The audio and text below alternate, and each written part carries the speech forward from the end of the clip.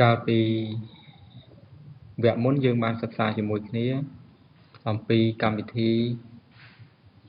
របៀបរៀន tool នៅក្នុងកម្មវិធី Microsoft Word នៅវគ្គនេះគឺយើងនឹងរៀនបន្តទៀតអំពីការប្រើប្រាស់និងជ្រើសរើស tool ដែលមាននៅក្នុង Microsoft Word ហើយនឹងការអនុវត្តជាក់ស្ដែងជាដំបូងយើងបើកកម្មវិធី Microsoft Word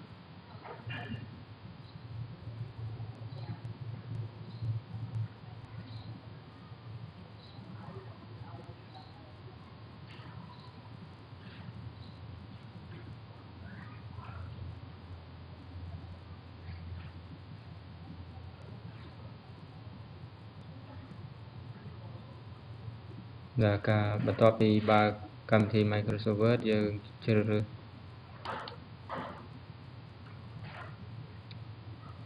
new page មួយមកហើយយើងនឹងសិក្សាជាមួយគ្នាអំពី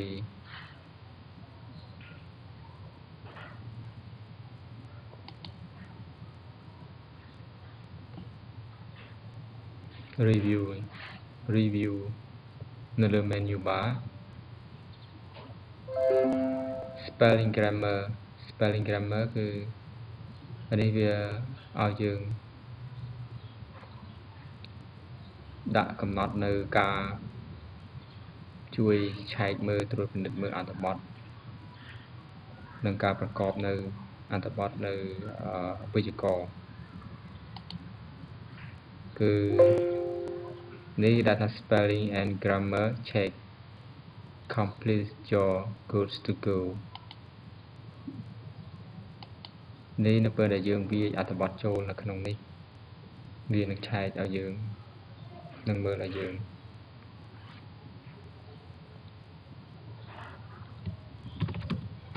These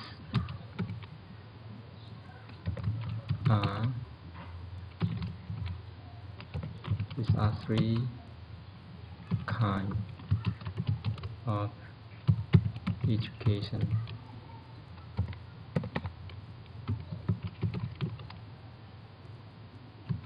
that people really need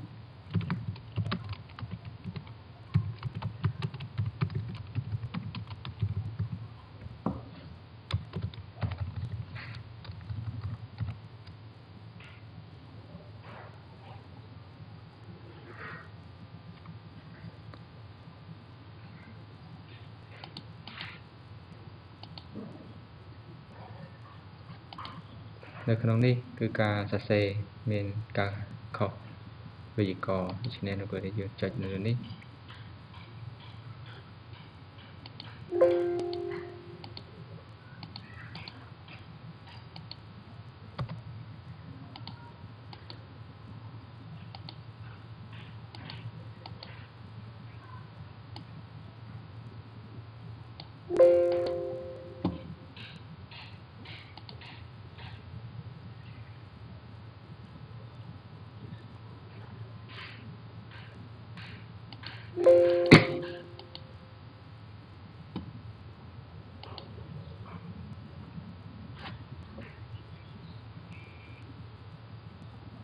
Hello ជំរាបសួរ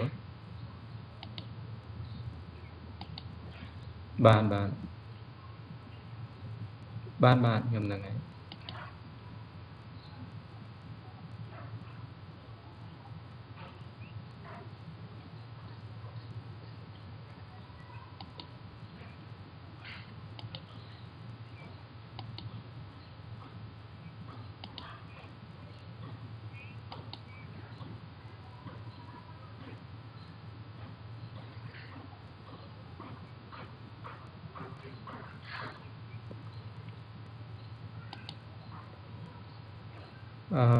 បើសិនណាជាឲ្យតម្លៃប្រហែលនឹងក្រុមហ៊ុនចាស់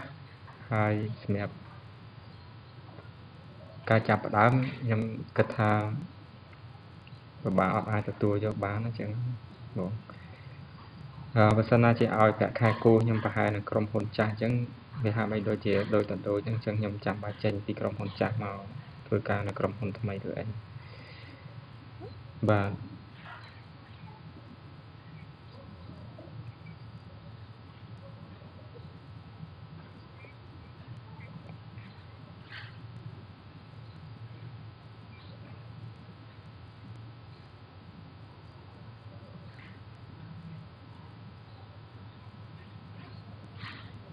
ឥឡូវ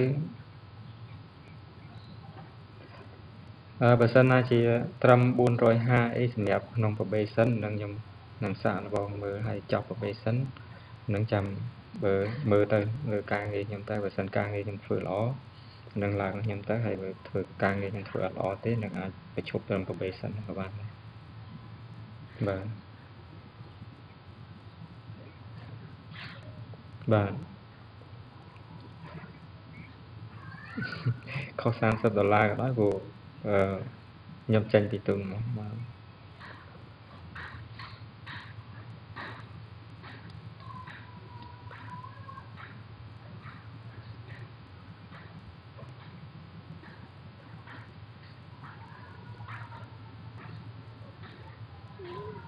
និយាយទៅខ្ញុំនេះវាហាក់បីដូចជាយើងចរចាពីរបៀប business តិចណាគ្រាន់តែថាជាការត្រឹមត្រូវមិនជាការខុសឆ្គងអីទេដោយសារតែតម្រូវការនឹងការតម្រូវការ inflation រាល់ថ្ងៃវាចេះតែកើនឡើងរហូតហើយដែលខ្ញុំដាក់ពាក្យទៅកន្លែងផ្សេងក៏ខ្ញុំទី1ក៏ខ្ញុំចង់បានផ្លាស់ប្ដូរបទពិសោធន៍ទី2ក៏ខ្ញុំចង់បានតម្រូវការបន្ថែមទៀតដែរហើយនេះគឺជាអ្វីដែលខ្ញុំចង់បានអញ្ចឹងវាតិចតួចមែនប៉ុន្តែសម្រាប់ខ្ញុំវាច្រើន$20-30ហ្នឹងវាច្រើនដែរសម្រាប់ខ្ញុំណាបាទ